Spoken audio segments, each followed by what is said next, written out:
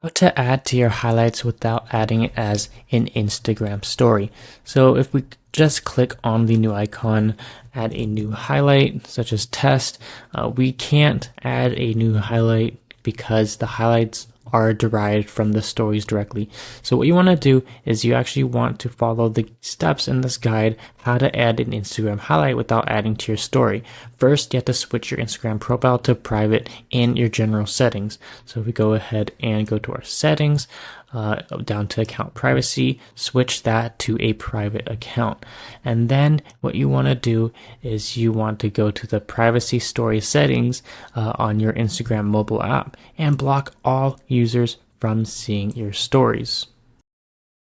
So go back to your settings, hide story and live from, and then you have to just click on all of these users that pop up right here, which are pretty much going to be your following.